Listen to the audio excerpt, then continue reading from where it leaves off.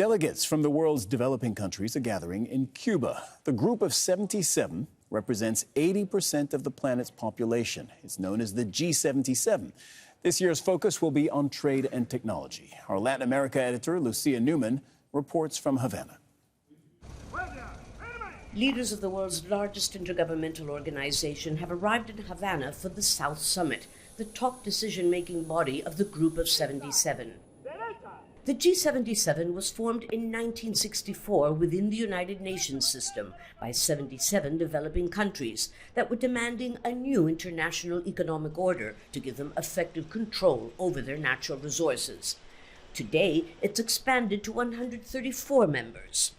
The organization's goal is to allow these emerging countries from the so-called Global South to join forces to articulate and promote their economic interests, as well as strengthen their joint negotiating power on economic issues within the UN system. Not a formal bloc, but it's a negotiating bloc, which is very important at the time of negotiations inside the United Nations and all the different technical apparatuses that form part of the United Nations. China has been providing consistent political and economic support to the G77 since 1994, but it does not consider itself to be a member. That's why the meeting of the South Summit is called G77 plus China. This year's summit theme, chosen by the host, Cuba, is to improve trade, technology transfer, and innovation for developing countries. One of the most important chasms and inequalities in the international order is the exclusion of the countries of the Global South in processes of developing knowledge and access to science and technology. Promoting South-to-South cooperation is also a top goal. In many ways, the G77 is the flip side of the G7, the club of the world's most developed economies. But while the Group of 77 may not be the richest countries in terms of GDP, together they have the most resources, a none too small fact that reminds them of their strength in numbers. Lucia Newman, Al Jazeera, Havana. Walden Bello is the founder and co-chairperson of Focus on the Global South. That's a research and advocacy institute. He's also an international adjunct professor of sociology at the State University of New York. That's in Binghamton. And you're joining us from Bangkok today. Sir, what does the G77 believe in? What does it want?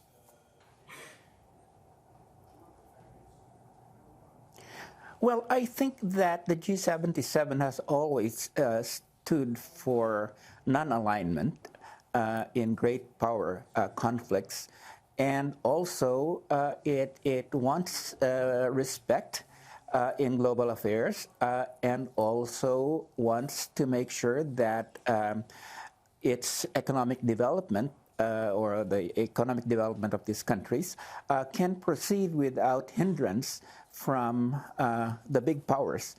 And so the G77 is maybe of limited political power, but basically, symbolically, it represents really what countries in the South are aiming for, which is much faster development as well as non-interference in both their political and economic affairs, particularly from the West.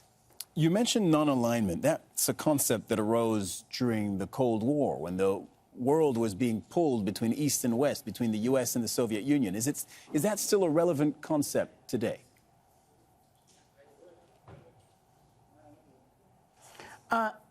Yes, it is still a relevant concept. I think that we've seen how, if I'm not mistaken, most of the G77 countries have not allowed themselves to be pulled into the conflict in the Ukraine. Basically, they, yes, many of them did condemn Russian aggression, but beyond that, in terms of either being pro-Russian or pro-West, most of them have really not been pushed into opposition on that, and they refuse to be pushed into opposition on that.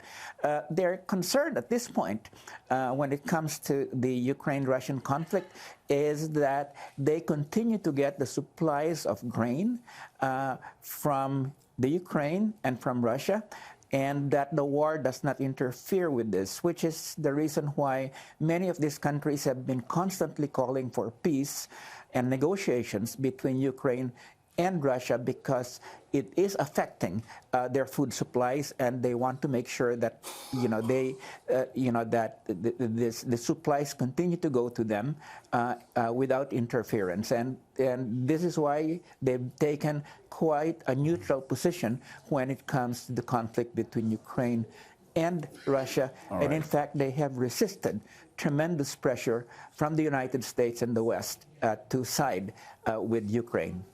Walden Bello, founder and co-chairperson of Focus on the Global South. Thank you for joining us on the program today. Thank you for inviting me.